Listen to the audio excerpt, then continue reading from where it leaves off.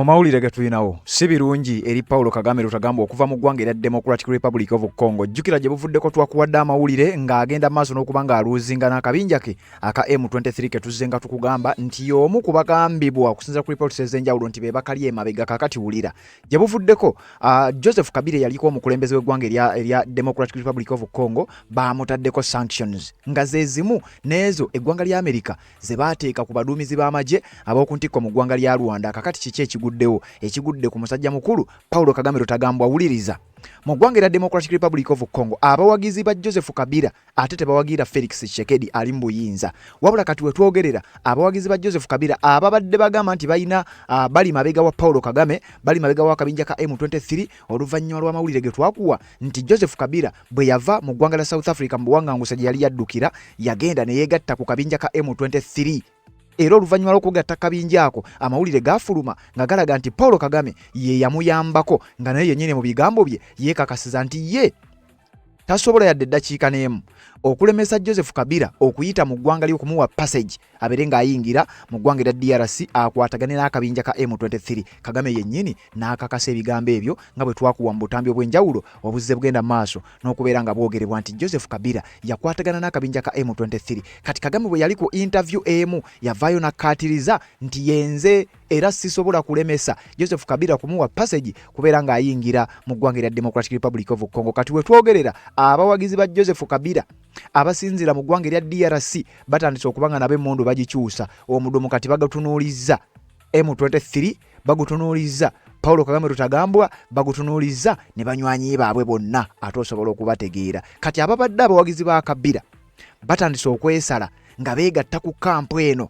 eya Felix Tshisekedi kyokka teweerabira nakali nti ate bo bannansi Kagame babadde bamuwagira lwa nsonga nti ali ku side oba akolagana ne munywanyi waba n'omuntu waabwe amanyiddwa nga Joseph Kabila. Kakati mu interview Kagame gye yakola bano bamulabanga yakola olukwe lw'okuwaayo Joseph Kabila era ng'oluvannyuma lwa interview eyo yeegambibwa okuba nti yeyaviiriddeko Kabila ebizibu ebyokulaba nga bamukuba sanctions. Kagame baamubuuza abayeekera bagenda mu maaso n'okutigomya emirembe mu Congo oyinako akakwate era Joseph Kabila bw'aba wakwegatta kubajjukira ajja ne yeegatta ku bayeekera abo nti kakati ggwe oyinza kuzannya loolo ki? Kagame yakakasa sisobola kulemesa Joseph Kabila kwegatta ku bayeekera era sisobola kumumma passage kubeera ng'ayita mu ggwanga lya Rwanda agende yeegatte kuba M23. Those presence of former President Kabila in Goma indicates that he got a green light from your government. How close is he to you and of the Rwandan authorities? I would be happy to ensure that those who want to come and be part of the Eastern Congo that belong there or belong to Congo and want to be part of the struggle to get a stable Congo, I would welcome them. It doesn't have to be Kabila, but we're talking about Kabila. Kabila made his own choice.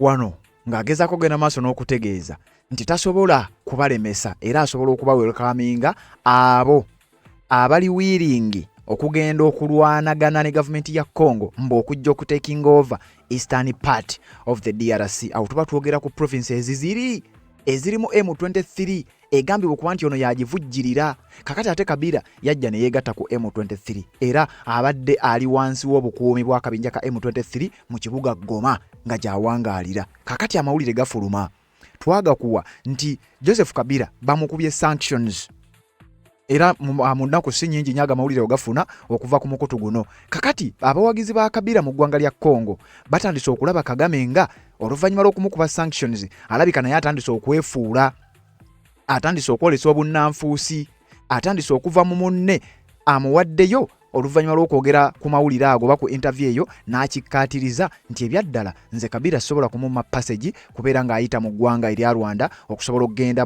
mu Eastern Democratic Republic of Congo yeegatte ku kabinja ka M23. Kati kino nga kyongera okukakasa n'okukonfaminga nti Kagame ne Kabila bali kimu. Kakati ate jjukira Kagame nga yakamala okukubwa sanctions. Kati abasajja ne wayita akabanga katono nnyo ne Joseph Kabila bwe bato ne bamuteekako envumbo era nga wetwogerera takyasobola naye musajja wattu kulinnya kigere kye mu ggwanga erya United States of America takyasobola kukola transaction yonna ezirimu ebyefaananyirizo bye byekuusa ku kye bayita Swift transactions takyasobola kuzikola. Obuvujjirizi bwe bw'abaddawa akabinja ka M23 tebukyasoboka kyokka n'okutambula kwe bakulimitinze. Joseph Kabila kati sanctions ezo abawagizi ba Kabila bo bagamba nti Kagame ye yabaliddemu olukwe oba ye yaliddemu munnaabwe olukwe n'amu exposinga. Kyokka nga bino byongera okulaga ebituli ebiri ku sayidi ya M23 ebiri ku sayidi ya Kagame ne bakyalibe kuba nakugambye bana abasajja bakwataganira ddala ate bangi era kyovula bane bannansi mu ggwanga lya Congo babadde nga beekalakasa gye buvuddeko nga bolaba ekipande ekyo nti Rwanda and Uganda is killing in Democratic Republic of Congo. Kakati bano akabinja kali kamu kakati wenjogerera ebintu byatandise okugenda maaso n'okubanga bibatabukako bannansi mu ggwanga lya Congo baviiriddewo bubi nnyo Paulo Kagame bamugamba ssebo kasajja gwe oli wankwe gwakutte interview eyo n'oyogera erinnya lya Kabila mbusimanyi osobola okumuwa passage n'ayita mu ggwanga lyo n'agenda ne yeegatta kabinja ka M23. Kino kiba kiraga nti America yagenza okukuba Kabila sanctions nga Kagame amaze okumu exposinga kitegeeza Kagame yamuliddemu olukwe. Eno Felix Tshisekedi asekera mu kikonde kuba nakugambye bana ababiri bateekateeka balwana nnyo bali ku kaweefube obw'okulaba nga bamusuuza obuyinza kyokka ate nga naye Felix Tshisekedi ateekateeka okulaba nga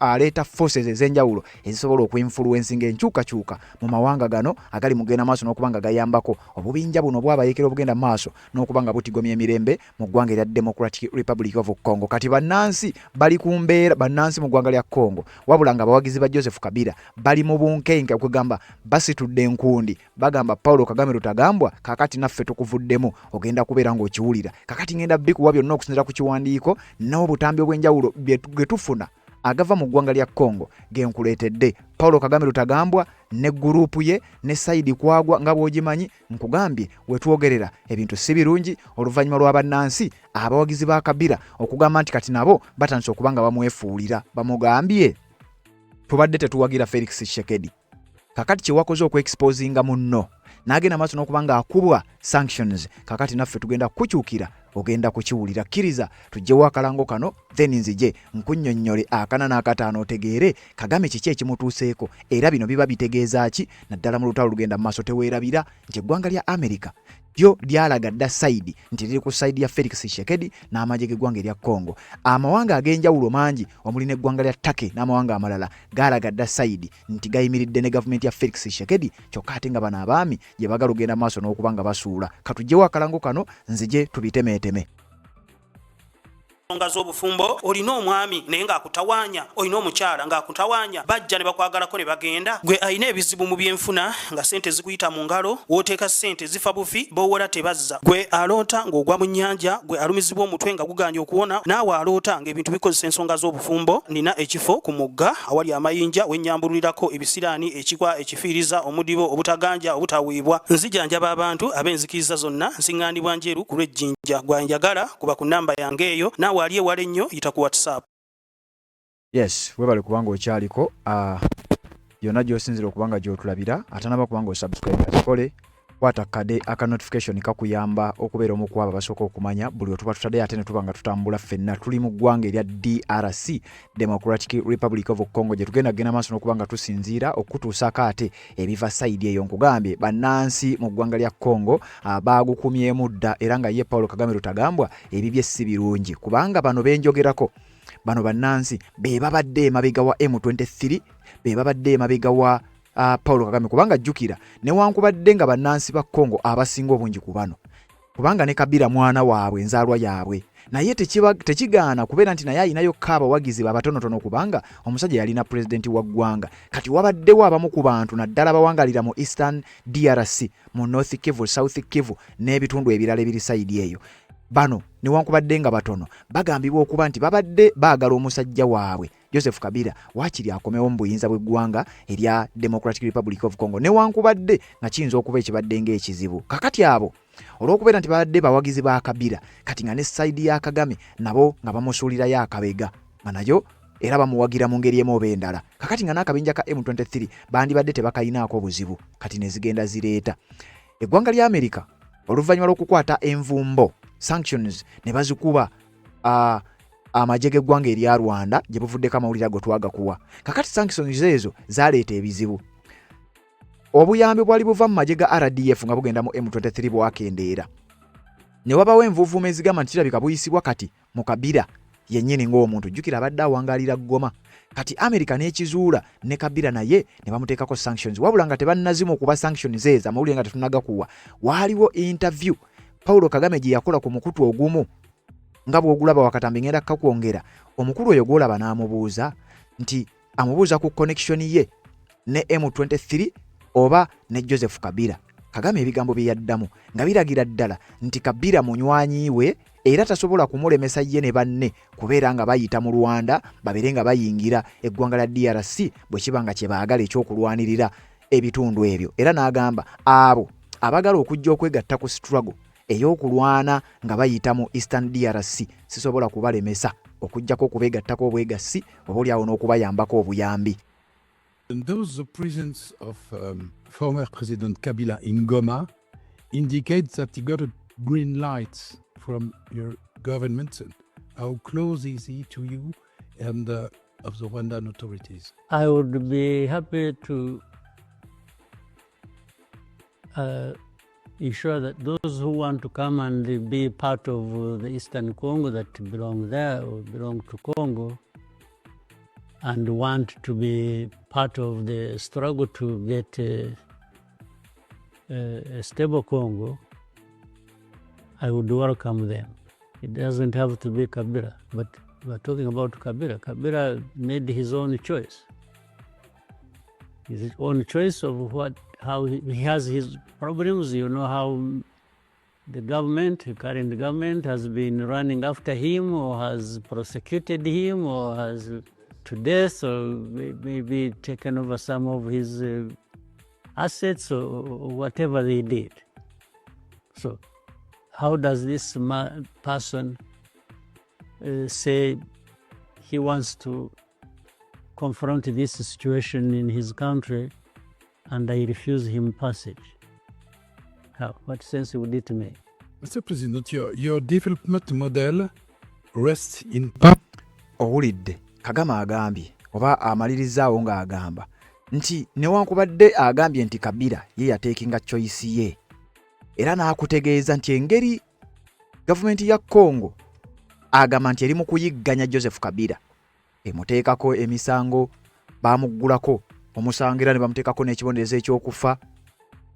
Kakati Kagame agamba talina ngeri gy'asobola kumulemesa passage ey'okuyita mu ggwanga lye erya Rwanda agenda afaafagane n'abasajja abali mu buyinza bw'eggwanga erya Democratic Republic of Congo. Kakati gwazaagoberera ozzo okimanyira butambi mbadde nga mbukuwa okuzzaako emabega okukulaga nti Kabila we yabeerera president wa Congo era Kagame ne General Kaguta Museveni baali mikwano gye nnyo.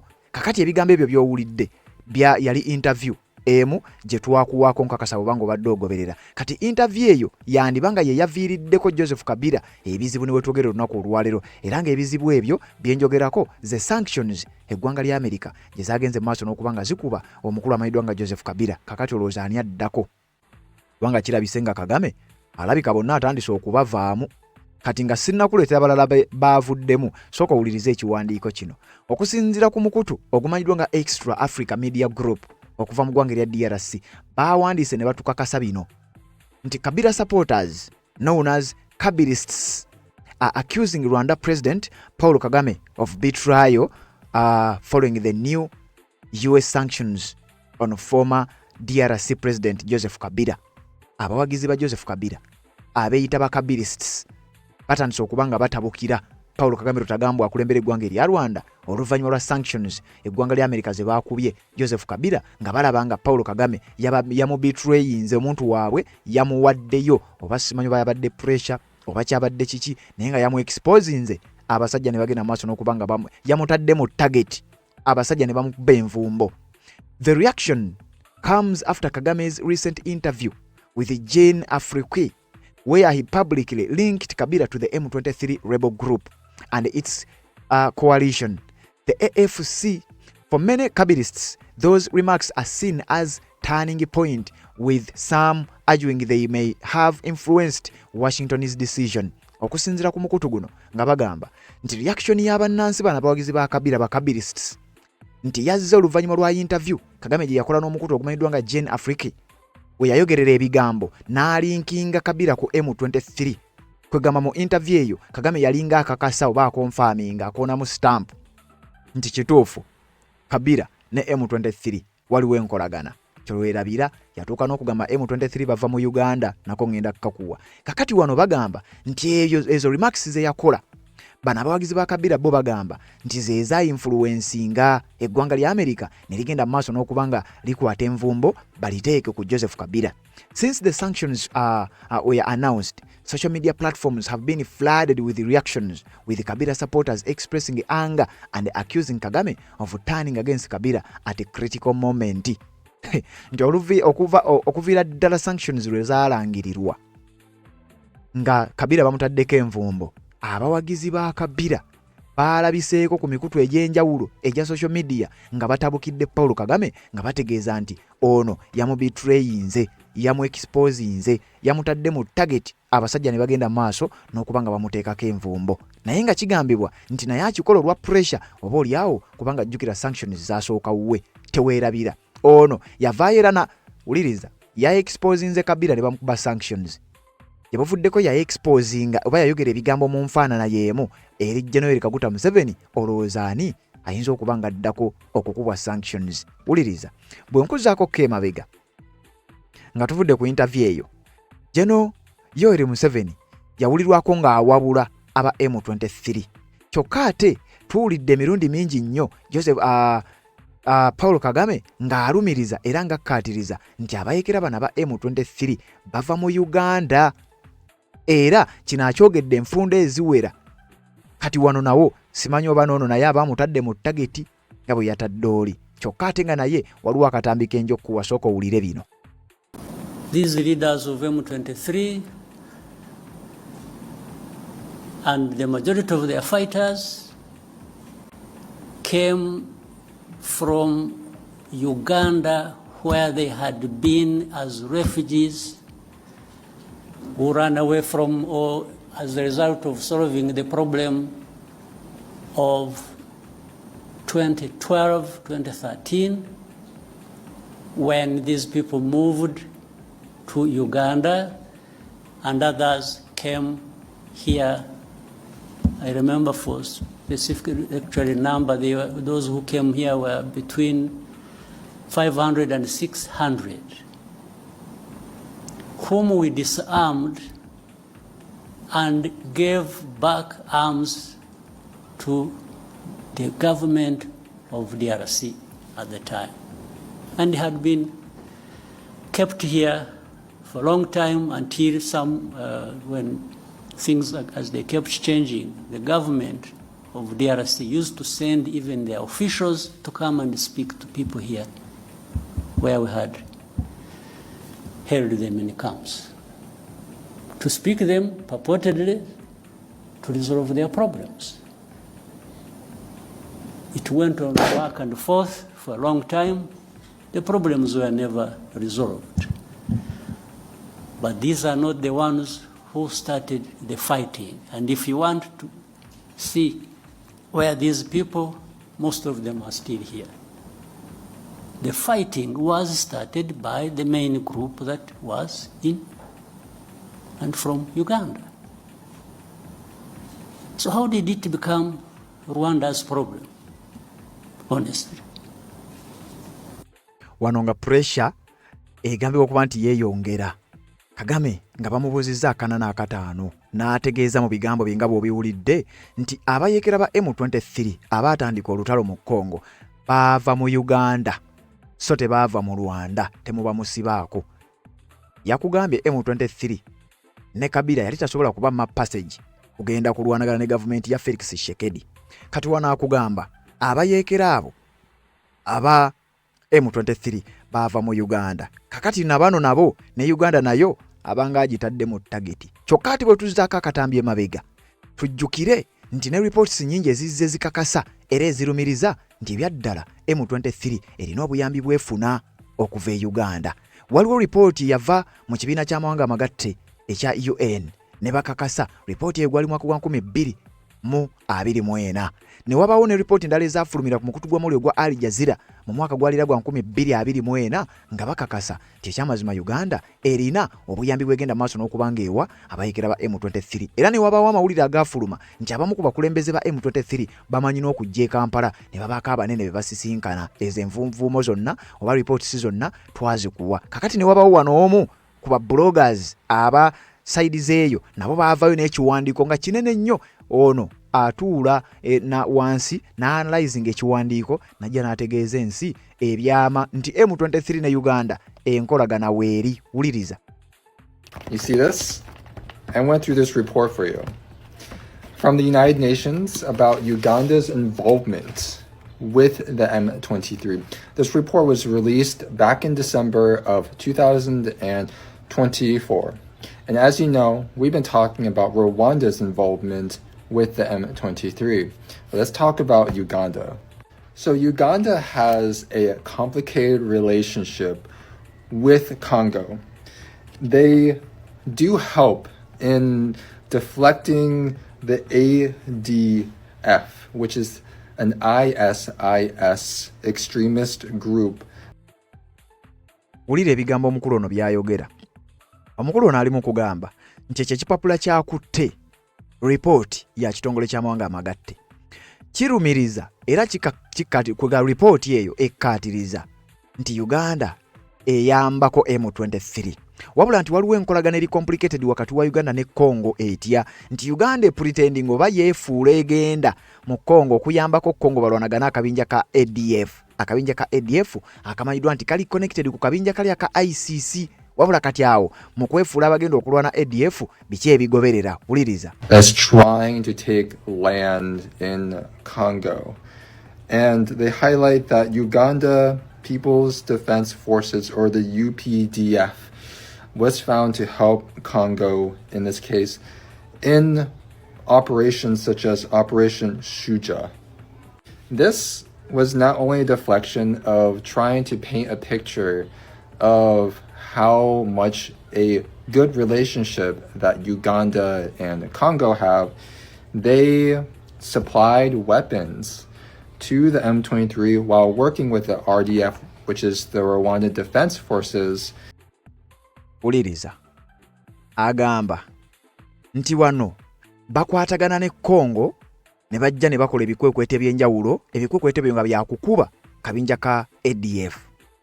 Naye nti okubeera mu ggwanga lya Congo nti era amawulire gazo report nno ya kitongole ky'amawanga amagatte nti bakwata ebyokulwanyisa ne babisaplayinga akabinja ka M23 ate ADF egambye okuba nti etigomya Congo ne Uganda.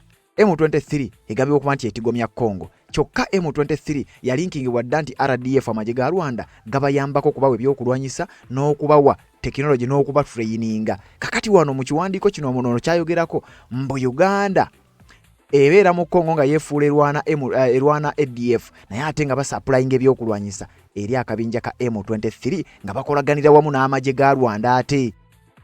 And supplying 122mm rockets. Nti waliwo ne supply eyakolebwa ku 120mm rockets. Binono byakulwanyisa bya kika kya waggulu. Congo M23 yabikozesaako kati onagamba nti Uganda ngeyita mu magye ga UPDF babisaplayinga kokko abayekera ba M23. Wuliriza. And 2 spike extended range guided missiles and spoofing and jamming technology to disrupt global positioning systems. Mujjukira gye buvuddeko twabawa amawulire nti amagye ga Congo gaali galina obusobozi obukuba aba M23 naye waliwo baatuuka olutalo ne lukalubamu nti bagenda okukizuula nga aba M23 balina ebyuma oba balina technology atataaganya GPS system, global positioning system. Kugamba technology yayambako omuntu okulocatinga nti benjagala okukuba bali mu kitundu ki. Kakati mu report y'ekitongole ky'amawanga amagatte ono gyali mu kusamarizinga agamba nti amagye ga UPDF gegawa technology disrupting global positioning systems oba GPS eggwanga lya Democratic Republic of Congo ne lisooka liremererwa okulocatinga bano abayeekera entambula zaabwe. Kati ono agamba nti okusinzira mu report ey'ekitongole ky'amawanga amagatte UPDF ye ya supplyinga M23 technology oyo eyagiyambako okugenda maaso n'okukola ekyo. Or GPS. Uganda was found to also have military instructors teach the M23 along. Owulidde nti Uganda era egambibwa okuba nti etraininga etendeka abayekera bano aba M23. Eyo ripooti ya kitongole ky'amawanga amagatte omulukulu kyagenda maaso n'okubeera nga ayitaayitamu Uganda egatta etya ku M23. Alongside Rwanda in multiple sites through Uganda that borders Congo. And not only this, they were helping them develop comprehensive strategies, identifying areas of operation and operational bases, also trying to help them with weaponry transit routes and troop movements as well. Kakati wulira nti era amagye ga UPDF katambi kano kawanvu naye nja kuwaka akatundu ako tubeere nga tutambira nti amagye ga UPDF era gayamba nnyo mu kuyambako abayekera ba M23 okulaba nga bakola movements ezisaanidde, basobola okuba nga balocatinga amagye ag'okuba gali luddawa, operation nga bwe zirina okuba nga zitambula kwegamba babakolerakokko ka planning mu lutalo.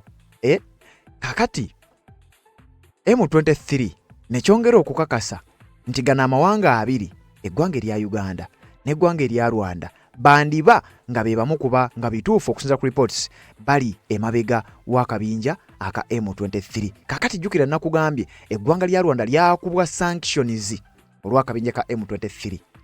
Joseph Kabila yakubiddwa sanctions olwa akabinja ke kamu aka M23. Kakati Rwanda nekirozaako, Kabila yakirozezzaako. Oluvannyuma lwa Kagame baana abawagizi ba Kabila gwe balumiriza nti yabe exposinze. Kati bino webyongera okugenda maaso n'okufuluma nga bikakasa nti ne Uganda naye erina kyemanyi eba erina support gye yali ewaddeko ku kabinja ka M23. Olowooza kiki ekiddako? Felix Tshisekedi ali eri asekera mu kikonde. Kyonna kyonna ekigenda okuba nga kiddako kye tugenda okuba nga tutambula. Nga tuvudde ku ebyo twongereza ku bigambo bya Frank Gashumba ngono naye yavaayo kolumu n'alumiriza naye yogerera mu bigambo bye nti bwe munaagamba nti ffe Abanyarwanda tuve wammwe Uganda temujja kutusobola, bino ebyamateeka we binaagaana waakiri tujja kuleeta M23. Beyond the constitutional court, we have another option. If this matter of Banyarwanda is not solved, trust me, prepare yourself for M23 in Uganda. Yes, all options are not ruled out. By the way, if we want us to go back to Rwanda, we should go back with our land. We should go back with what? Oyo Frank Gashumba confirminga mu bigambo bye nti prepare yourself for M23. Kakati ebigambo ebyo byonna byongera okukkaatiriza kyenkolagana nno wano yandibanga weeri oba olyawo ng'esukka naawo nze naawe we tugenda maaso n'okuba nga tugiraba. Kati ate ne tuddayo emabega engeri gye bigattamu bannansi mu ggwanga lya Congo baali beekalakasizzaako nga bagamba nti Rwanda ne Uganda bagenda maaso n'okutta abantu mu Congo. Kyokka ate nga zino ensi zaffe zo we zigendayo zitugamba nti bagenze kuyambako mu kukuuma mirembe mu ggwanga lya DRC. Oli mbu alwana kabinja ka FDLR, ono mbu alwana kabinja ka ADF, naye ate ebivaayo byogera birala. Kakati onaawulira. Kati ensonga zino nga zigenda maaso n'okuba nga ziwanvuwa, Felix Tshisekedi nga ye agenda maaso n'okusekera mu kikonde, abawagizi ba Joseph Kabila batandise okuba nga bakyukira Paulo Kagame, omusajja abadde agambibwa okuba nti ate bali ku sayidi ye. Kakati ssaawa zino bamutunuzzaamu omudumu bagamba gwe abitrayinze omusajja waffe, omusajja eyali mukwano gwo era nga bolaba akafaananyi kano nti 2012 baali ba mukwano, 2026 omu aexposinze munne bwe bato ne bamukuba sanctions ziriva omwange, takyasobola kwetaaya, takyasobola dde okutambula, ebintu bigenda maaso n'okuba nga bimutabukako. Just Lwoli kugenda maaso n'okuba nga amuexposinga. Kakati yembeera egambibwa okuba nti si nnungi mu ggwanga erya Democratic Republic of Congo nga bulijjo era nga bwe tutera okuba nga tukola. Nina wano ebigambo bya muganda wange Shama Fatidi era ku nsonga ze zimu nga bw'okimanyi tife bwe tugenda maaso n'okuba nga tutambula. Njagala mbikuwe nsobole okuba nga nnyongereza oba asobole okuba nga ayongereza ku ebyo nga naawe bw'ogenda mu comment section okunteerayo obubaka era ku nsonga zino zennyini ze tugenda maaso n'okuba nga ate tukutuusaako. Omukutu baguyita Red Zone TV, bwe tutyo ne ku mukutu ogwa Uganda 24 live n'emikutu emirala gyonna kwe tusinziiranga ogenda maaso n'okuba nga tukutuusaako ensonga nga bwe zigenda maaso n'okuba nga zitambula. Kati njagala okuwa ebigambo bya Shama naawe nga bwogenda mu comment section oteekemu obubaka bwo, ku nkomerero tujja ne tuba nga tusoma obubaka obwo ate ne tuba nga tutambula ffenna. Wuliriza Shama Fat wa Foreign Policy ku nsonga ze zimu nze nkuwaako ekyange naye ne mukugattira waawo ne twongera ogenda maaso n'okuba nga tutambula. Muwuliriza akatambi si kawanvu nnyo, ku nkomerero ngenda kujja tubeere nga tweyongerayo. Breaking news eriwo, breaking news. Nakugamba twekuumire wano. Nina video gye nabakoledde eri ekwatagana ku sanction za Joseph Kabila. Ne mbabuulira ensonga lwaki Joseph Kabila ono yakubiddwa sanction. Nakugamba ffe tuli ba Infinity class. Nkiddamu, you should just be proud of this class. Kakati, kuba nakugamba nti ffe waffe wano ebya propaganda twavako twekenneenya ensonga ne tugiteekawo nga weeri yennyini.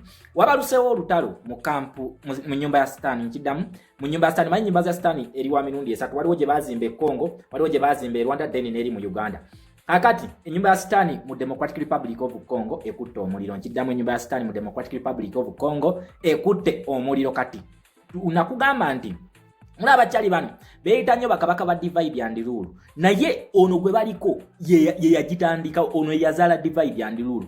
Kitegeeza nti tactics zino zonna ze bakozesa okwawulamu nga batufuga, ate zino ez'abano zirina chip nnyo, bazikola batya ez'abano nti creating political parties zino ziberenga za njawulo, zina beliefs za njawulo, then o dividing abantu alongside political lines oba dividing alongside religious lines. Naye nakugamba ono omusajja akola divide and rule ogira bange jabweti naye nga toyina ngeri kijogenda kola kijogenda kujeziza. Kakati olutalo lubaluseemu mu Democratic Republic of Congo mu kampu ye nyini nkiddamu, bwe twogerera kampu ya M23 emaze okwawulamu era nga bakugamba nti zitokose namukko mu kampu eno. Waliwo abantu abeeyita bakabilists gye bali mu Democratic Republic of Congo nga be bano abagamba nti ffe tukiririza mu Kabila, Joseph Kabila. Wabaluseewo olutalo okuva ku sanctions ze bamukubye olunaku olw'eggulo ze twayiseemu obulungi ennyo waneno. So wabaluseewo olutalo wakati wa Joseph Kabila n'abawagizi be, then ne Paul Kagame. Nakugamba nti omwami ono yali emabega ga M23. Kati ebiwayi bino ebibiri byeyawuddemu, byeyawuddemu era okulwanagana kwabaluseewo ko. Yes, kati essaawa eno wetwogerera bwe bubabulirye ono atunula eri n'omulala n'atunula eno, naye nga bano be basuubiza nti bagenda kujjako Felix Tshisekedi. Nakugamba nti abaami bano be bakabaka ba divide and rule. So bamaze okudividinga mu kampu wetwogerera kakati essaawa eno nga tetumanyi kigenda kuddirira, nenga tulaba defection nti ebibinja ebimu bigenda kweyawula bidde ku side ya Felix Tshisekedi. Lwaki? Video gye nabagambye nti omwami oyo alina video gye yakola na implicatinga Joseph Kabila nti asobola okumuggulirawo yekkubo n'agenda n'awagirani n'akuwa Felix Tshisekedi gwe Munnayuganda. Video ye atagiraba kanjikuteereko then tweyongere otegere olutalo we luvudde nga bano bagamba nti Paul Kagame ye yakubisiza Joseph Kabila sanctions. Naye nga wekiri nze simanyi naye nga nange nabadde nekkulu egamba nti ono yakola ekintu ekyo ng'agamba nze sifanzeka mba nga America mugamba nti yenze M23 kati kantandika okubalonkoma bonna mbakuba sanctions sigenda kufanzeka. Ayongere lwaki yakoze ekintu kino. Katusoka tulabe video eno kuba nagibazannyirako ko ne video eno era ne mweri gye nabakoledde nga mbasomera sanctions ezakubiddwa Joseph Kabila. Naye nkugamba nti video eyo kyekimu ku byaleetedde Joseph Kabila obuzibu. Video yino njagala tugirabe then nzije tweyongere. Nakugambye nti olutalo luno just watch the space. Keep it here at Shama Fat D3 Media ne Roots Media. Tulabe nga tuggusa ensonga nkiddamu tugenda kuggusa ensonga olutalo luno lugenda kugwa mu Uganda. Toweeraliikirira tugenda mu New Uganda, tugenda mu New Congo, tugenda kulaba ku New Rwanda, tugenda kulaba the New East Africa. Tugenda kugirabako eyaddala ng'ovudde kwene ey'ebiwaanyi ng'ambe eyaddala the New East Africa eyaddala tugenda kuba nga tukola ki nga tugirabako. So atusoke tubeka video kano then nzije tweyongere nkugambye ennyumba ekutte omuliro. Nkiddamu ennyumba ya Sitaani ekutte omuliro, abasajja bagamba gwakubisiza mu no sanction. Kakati ojja tunnyonnyola katulabe video ene mubiiriddeko ebizibu then nzije tweyongereyo. It's not just M23 anymore. That AFC M23 means broadened group. I have seen also that even former president of Congo, Kabila, is now part of or associated in one form or another. I would be happy to ensure that those who want to come and be part of the Eastern Congo that belong there or belong to Congo and want to be part of the struggle to get a stable Congo, I would welcome them. It doesn't have to be Kabila, but we're talking about Kabila. How does this person say he wants to confront this situation in his country and I refuse him passage? Yeyo video ereso omuliro. Yeyo. Ojaba ng'omwami ono atandika okunnyonnyola ayagezaako nnyo okwebuzabuza nga ajja annyonnyola naga ate eno Congo question simanyi biki n'ayogera ebintu bingi nnyo wabula yamaliriza nga yeetoolooledde mwani mu Joseph Kabila nga yagamba nti yaali ready okuggulirawo owulira ekintu ekyo statement eyo okuggulirawo omuntu yenna agamba nti agenda kulwanirira emirembe mu Eastern Congo. Kitegeeza nti ali ready okuggulira omuntu yenna ayeekeraani Felix Tshisekedi. Kakati abaami bano bategedde bulungi ne bagamba ye nono naye muyese mu target katuzimwoche nga bakwata Joseph Kabila nga bamwocha bulungi nnyo sanctions ze. Okitegera Joseph Kabila bamuwujiza sanctions ze. Sanctions ze zabadde ziwera ze bamuwujiza nyingi nnyo nga we nazibasomedde olunaku olw'eggulu atazi yali osobola okuddamu n'ogenda n'otunulya videos zaffe naye nga ezimu kwabaddeko okumuggyako financial system obutaddamu kukola trade naye logistics zonna Joseph Kabila mu nsi talina kyaddamu kugula okwabadde asset freezing zonna eziri mu America n'ezo eziri mu nsi ezikwatagana ne United States of America era nga kyebabadde bamulanga kwe kubeera nti ye finance era yakugula logistics mu kabinja ka M23 akasupportingibwa Paul Kagame. Sanctions ezo kakati bagamba nti abantu bano beebuzabuza nti sanctions zino tezibaluma naye nga siza mu America ngo America si yakubye sanction baba naye ngo America yakutte sanction njagala mutunulye ensi nga zibayita Iran bagikuba sanction n'amafuta gayo gonna geri nagitunulye weefaanana nga it has the weakest currency in the Arab Gulf. Lwaki lwa sanctions zino America ziyamukuba yasoka ne yefuula nti yegundi resistant. Yes, tusobola okukkiriza nti ali resistant kubanga sanctions ezo zimumazeko close to 40 years paka batusena mga katugenda kusesebula sawa ya kukuba era zinaatera okuddamu okutokota nkiddamu so sizifa ya gundi yaweddeko egende gwako tusemberere gwako ne Strait of Hormuz nzigale ng'ebyobugagga bya Iran wetwogerera Iran eno katweyongere tukyali ku lutalo olwabalusewo mu kampu ya M23. Yes, mu kampu ya M23 ne Joseph Kabila. Okitegera ne Joseph Kabila. So abaami bano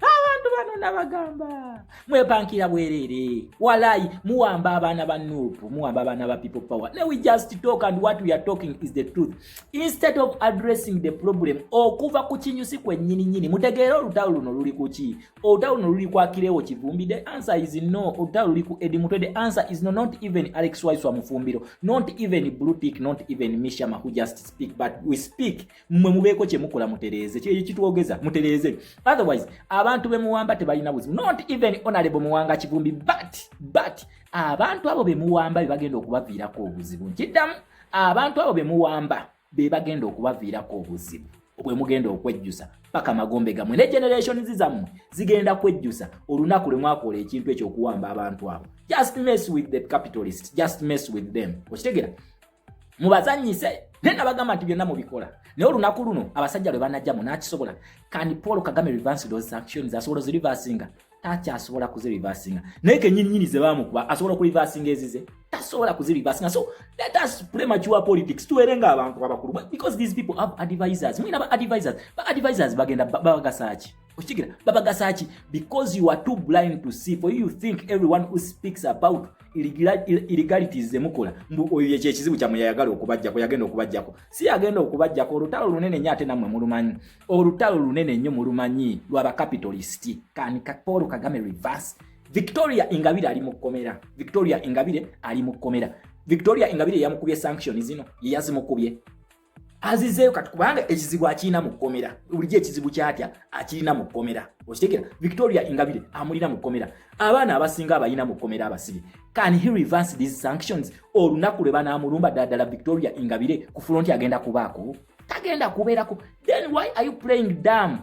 Okitegera ekintu kino bano abantu beebuzabuza nti tebawulira tebalaba kikijja naye nga bakiraba just kujja ne bakwatayo abantu ono abadde ayogera nnyo katumukwate just kutiisa gwe munansi naye ng'ekijja they have no control over it. Tebalina njagala Paul Kagame reversing sanctions ze bamukubye kubanga namulidde nga agamba n'okugamba kati abantu batandikenga kufumba omulundi ogwo gumu basobola okusavinga gas lwaki bamuggyeko trade yonna yonna mu dola kitegeeza gas ono babadde bamugula mu dola okitegera ekintu ekyo bamukubye sanction currency etandise okwikaninga amafuta gennyini gatandise okukka wansi okitegera ate baagaye balaba omuntu yenna alina akola trade nti nono we Uganda ono naye agenda muyamba mu nkukutu of which nti gundi zagenda okubanga atambuza nga amuwa ligenda kuba quantity ntono okitegera ntono tasobola kusustaininga sanctions zino okitegera ekintu ekyo kati bali wano mu kwebuzabuza ki bannange okitegera you know what is right and what has to be done to calm this situation.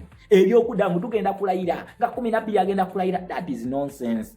Ne wona alayira emyaka 10, you cannot legitimize yourself. Tosobola. Maduro yalayira. Usigira kati gwe muna Uganda gotyamu kimba agenda kulayira alayire. Maduro yalayira. Usigira yalayira. Mu myaka eja bamulumba nga mwanga, ne bamutwala nga mwanga. Usigira ekintu ekyo. Kano mama Munyalu El Gaddafi yalayira. Bamutwala batya. Saddam Hussein yalayira. Nyongero kibajjukiza.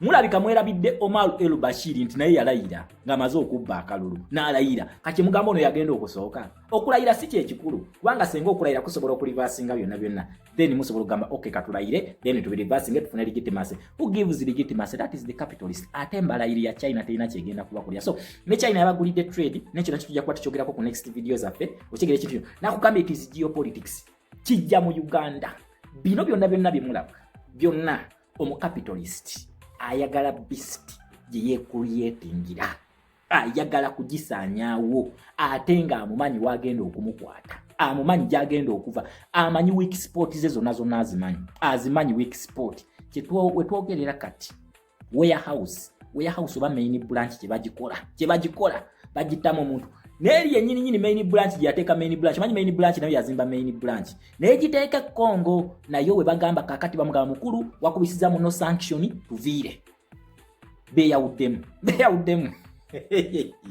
teka nange bino binyumira nakugamba just understand the policy muve ku pressure gye muliko mu Uganda muganye okusituka understand the policy waliwo ebintu ebisooke okukolebwako ebiweakeninga system once it is weakened we munasojja nosindika ekintu nekikolaki nekigweri togenda kuwuka stage yonna mweno revolution. We are not going to leave any stone unturned. We are going to turn every stone, every avenue which is peaceful and constitutional tulina okugigenda mwatengu kakasa bikola bane banga lyonna badde betegekidde mundu abo kulwana bo abadde aziguze ziri zirwasa mayinja nga azirina gagamba kati gwe nnumba nkulagero little did he not olutalo lwabongo he cannot fight this battle tasobola kuluwangula nkiddamu luno olutalo tasobola kuluwangula kyovola bayalonda ba advisors nga yaba advisinga mustegera nga yaba advisinga ati onajja nagamba kati kansooke muletera abaana bali ab'ettabu Minister wangu wa Foreign Affairs Shama Joli ne mugamba muteya nangamba bakwata awo konze mbalina yangamba nagisobola konze ngisobola Foreign Affairs jimpe jajja nangamba osobola okutabula mu history ntiye nobibala nobiga ntiye kwata awo mu Foreign Affairs njikuwadde konze ate obo ogambye kanjivuge Foreign Affairs bana Uganda bajja kubuuka obulimbo obadde butambula mu bantu baneeno okitegeera ekintu ekira kati ndooza temutoma okujjako nga temusiima busiimi naye temutoma ku Foreign Affairs yonjikute 4 years down the road and still counting. Ochegere ekintu ekyo. So, thank you for the support. Thank you very much. Nange mbagamba kino. Paka mu New Uganda. I'm not that foolish fly that goes to the grave with the corpse. Echo Syria yanswera ensero. Togenda mu New Uganda. The minister Kampu egamba mukulu wakubisiza muno sanction kakati ojja kutubulira okolera ani kati babu babuuza Paul Kagame okoleraani mukulu okoleraani okubya muno sanction wamumentioninga ng'olaga nti omusupportinga kumbe omuteeka mu target z'abasajja mu video naze ne mbagamba nti eyo video omusajja ono yali alonkoma gundi Joseph Kabila bana abasajja tebagenda bokka okategedde tebagenda bokka atono je wali ajja bakwa nakugamba olutalo luno baluyita new world order. I mean baluyita de-dollarization luli mu new world order. It is an economic battle between the America and the Chinese empire. Twagala kulaba ani naye nakuganze ndi kusaidia America kwe sivanze siva ngako mu capitalist kubanga abinkolera Okitegera abinkolera takwatako n'akuwujja. Okitegera takwatako n'akuwujja n'okakasa. Kakati kampa amaze okujawula mwagiyuzizzaamu. Bapulo Kabila bagamba Paul Kagame mukulu okolera ani jjajja sooka otubuulire okolera ani. Bakubye sanctions zizo n'ogenda gwe kennyini wetunuzaamu video n'okola omuzinga gwa video n'ogukolera Joseph Kabila. Kakati naye basimuwujjiza nga babeesinga ku bigambo byayogedde kati Paul Kagame agamba ne bannange nze just nali njogerako bwogezi kale kituufu baali bankubye ezange naye nze nali saagala kugamba nti no Joseph Kabila ono yabadde nga akola ki ye yazimba gundi eyo ye yaleetedde abantu okudifectinga maje yaddusiza abageneral ze nali saagala kubyogera naye kale just wa kamera yakola ki byansimattuka okitegeera naga mukulu bikusimattukira mu kamera ng'abazungu bano bakutadde mu kamera naga byansimattuka okitegeera ekintu ekyo. Nagamba namwe mukola ensobi fena tuli bantu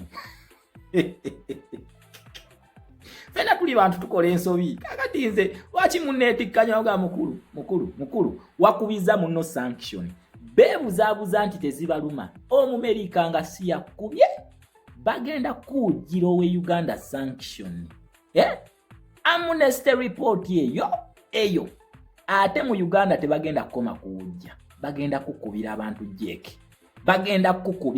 jeke just bakole kimu baleme kukola according to the report nga bwegamba orders ezaweereddwa mu report baleme kuzituukiriza baleme kuzi executinga tugenda kukulaba jeke mu Uganda awo ekisooka babagambye baagala buli muntu yenna yakola ebikolobero wano awo muzibwe maje ne police awo mule from active services atule wansi. That is according to the international law. Omuntu babeera bakunoonyezaako nga bakolako investigation kubanga oyinza okulemesa obujulizi buno okukola ki okutambula kati oyina kudda bbali ne bakunoonyezaako muhoozi kayina Lugabe essaawa eno mbadde nkusuubira okubanga wawummudde amagessero nga resignation yo twagikoze dda ng'owummudde mukiibi yonna gy'oli oba oli mu nsiko oba oli mu kkomera nyongera okukujjukiza bagenda kukunona nakugamba oli mwana wa Lugabe njagala ogenda okebera vidiyo zange ez'omu campaign nakugamba bagenda bajjeeke ggwe esigala byakagaba okyakola kikuba IGP mukulu wummula sooka odde ebbali tukunoonyerezeeko the badge otherwise you are messing with the fire you don't know what is coming. Mutunuleke e Rwanda mugenda kukakasaako nti omucapitalist ayina tools zonna. Olaba abakapitalist bano nze kyembaagala kino tebaleekaana bona ayogedde kino mutumuddemu godde eno n'okuba embeekuulo n'oleekaana oyo baali bakamutandikako yakuba embeekuulo ng'ava kweno media adda kweri ne yeebuza nabo ko ne tulowooza nti oba omusajja yalwadde oba kyo bakale gundi ziri zaamututte ne tugaa ye aliriddawa kumbe ng'ali mu kwebuzaabuza mbu afune sympathy. Okitegeera afune sympathy kati mu kufuna sympathy n'amala n'akola ki n'akomawo we yakomyewo nebanga kale katukutandika ogenda kakasaako ne bazimutandiko zimuwujja nga yeekalakasiza ng'agumye basajja bano naye towulirangako omuntu ng'amuzzeemu teri wabula buli wakola action nga bamugamba mukulu ekyo kyokoze tugenda kukolagako. Okitegeera Donald Trump yamugambye nti oyo yeepankapanka nti alemeddeyo nzija teyategedde engeri kijajjamu teyagitegedde twagenza okulaba nga Joseph Kabila zirumye kakati Joseph Kabila beyawuddemu bagamba gavuge bakulu mwe mwatukubiza sanction kakati kitegeeze kibaita okwekyawa nakugamba nti ono akola ekintu nga kigenda ku empowering omuntu wa bulijjo kati Fadis essaawa eno ne wazalendo n'amagye ga Burundi kati ekyali kulanga kulala ne FCLR it is a combination they are working together. Ati senga bawulira nti camp eri divided that is an advantage to hit. Oshigira it is an advantage to kick the hell out of them. Oshigira bagenda basamba akatofaali kasita bategeera nti kati beeyawuddemu already kuba kati biri public ganyoose namu mu bobe nyini nga bagamba mukulu okolera ani like okolera busajja kakati bano aba M23 America babayita busajja like okolera kasajja watukubiza mutukubya mutya gundi bali bagamba gwe mukama afo mwogera koti omumanyi abamubuuza mukulu ono bano bakama abo bagambe yafuga wano oyo mukongo kakati batandiza okwerangira nabo benyini baga mudde wamwe bakulu kati nabo yebuuza muri bakongo wano wamwe mudde eriye wamwe mudde wamwe kati nabo baagala kutandika kukola ki kwefulumya bagamba mukulu kati fulumo de wammwe okitegera de wammwe oli mukongo kati nabo bennyini kakati luli tubadde tulwanira wamu ate kakati wakitugira mbuuza oli mukongo toyina kyongamba kati sebo saidi ya Kabila kati yeka toyina kyotugamba mukulu toyina kyotugamba muli bakongo mudde wammwe kakati awo ate kasita kampu zino zitandika okufuna division omanyi olutalo luluzinze luli kampu ebadde ekyali wamu nga akimanyi nti nalina AFC agirina then n'amanya nti no okay ne M23 ataddemu Abanyarwanda we bali yes bajja kukola ki kati already bali divided kati kasita bali dividing ate kuliko abagenda okugendera ddala okiga tinwe bana bazzemu ne bafuna unity eno mulimu abagenda okugendera ddala kubanga ki bategedde nti kati kampu bagikoze eki bagikubyemu ebituli bamaze okukola ki okuginafuya kampu baginafuyiza okitegera ekintu ekyo kati morale ene erwana ebuze ekikina kugamba nti zino sanctions zino oba bino ebintu byetuliko ebya foreign policy okubireetera ono yabba akalulu ka 2026 okubimuleetera okitegera bigenda kumunafuya then bano ababadde batambuliranga ku command ne orders nga balowooza nti no bano bali anilule tebakwatibwako nibo bagenda kutandika okugamba akasajja Kyagulanyi katabu okitegera basoke bawa abantu jeke tugambe kakati jati muli ku storage jati what are you talking about tujja muna Uganda just watch the space luno lutalo okujjako gwenga wasalawo n'ogamba nti nze omutwe gwange gwakonera Uganda nenze nakugamba ngenda kukuvuga okuva olutalo luno gye luli nulete mu Africa nduyingize East Africa video yange eyo musobola okujijulira ndowooza ngende njinoonye njibaleetere wano video nagibakolera emyaka 3 emabega nembagamba nti ngenda kuvuga olutalo luno ndujje luli nga United Nations yakatandika okwechangaawo batandise okwechangaawo bechanze ne tubagamba nti ngenda tubavugira dujja ebweru gye luli tuluvuge tuluyingize Africa tulete mu East Africa paka wetutuka mu Uganda paka nga lutuse mu Uganda olutalo luno luli Rwanda atenga wetwogerera Uganda already yamaze okuluyingiramu olwa deployment yakoze ku border ngegamba nti FDLR yazze mu Uganda netta abantu kitegeeza already olutalo lutuse mu Uganda ategete tugenda mu Uganda we just jako doubt jakakabuuza just bagita time yokka gye tulinda naye nga tugenda mu Uganda come rain come sunshine abalidda mugambe nembwa yatugambanga tuyingira ne Uganda mutegera olutalo lw'aba capitalist olutalo lutunuulidde Uganda wetuli otegera lutunuulidde Uganda olede Congo bagirina Congo bamaze okugifuna kati omuntu sanction bamukubisa buvunanyizibwa nkiddamu omuntu bamukubisa buvunanyizibwa sanction bamuwujjisa buvunanyizibwa okitegeera so akati nze mbadde ngamba bakulu mbadde ngamba nti esaawa egundi eweddeyo tuba mu bino ebyokulayira bannange ebyokulayira tubiveemu tukimanyi nti bigenda kwongera bwongezi kwonoona mbeera nkiddamu okulayira kugenda kwonoona bwonoonyi mbeera tekugenda kugitereeza wadde n'akatono ekyo temwerimba okulayira kugenda kwonoona mbeera otherwise ebyokulayira twandibirese in fact tulangiriye nti no tewali sente tukwongereyo paka naye nalabye ne Mathias Mpuuga alina omusango gwe yagenze nga asonseka omusango ogwo nga NUPA erina okuguloopa Mpuuga n'agenda mu kkooti ateesimba ku bwa pulezidenti n'achallenginga akalulu guno gwe mulundi ogwokubiri gwendabye nga akalulu kachallengi gwe mulundi ogusoose okulaba nga akalulu kachalengingibwa emirundi egi ebiri ewali omukka tewabula muliro nkiddamu ewali omukka tewabula muliro points zonna Mathias Mpuuga ze yakonyeeko National Unity Platform naffe kwe tuyimiridde nga tugamba that was sham and fake elections we tugamba and we should not legitimize it Mathias Mpuuga ziyayimiriddeko yeze nnyini n'agamba bannansi nti n'agamba kooti nti akalulu ako lwazino points zabadde mwenda akalulu ako kali sham and avoided oba null and void election Mathias Mpuuga ye yabyogedde naye nze nkugambye points zonna ziri valid era ne wotunulya mu constitution yono naye points ezo zikulaga nti akalulu ako kali null and void tulinda kooti tulabe ewali omukka tewabula muliro akalulu kabokyezza we kabeera nga kabokyezza kituufu tukkirize tugende mu dialogue. Tukkirize tugende mu dialogue. Otherwise, you cannot fight the capitalist. You can abduct Mwanga Kivumbi. You can kill Ugandans. You can beat up people. You can do whatever you want because we are just vulnerable. Tetuina mundu. Na ye, the day you are going to face guns, the real guns, mugenda kwekweka. Mujja kwekweka. M23 mu Democratic Republic of Congo yali amanyiti ya kitalo. Bali bamanyiti batabu. Bali bachimanyi bamaze okupenetrating a system ya Joseph ya Felix Sekedi oba ya Democratic Republic of Congo nga bayambibwako Joseph Kabila. Nga bachimanyi buli Felix Sekedi wagenda okudeployinga lazima akulira battalion eyo waabwe. Era bagenda mukubira bukubizi simu bajje bawambe. Okitegera bali bachimanyi bagenda kuba bukubika simu bajje bawambe.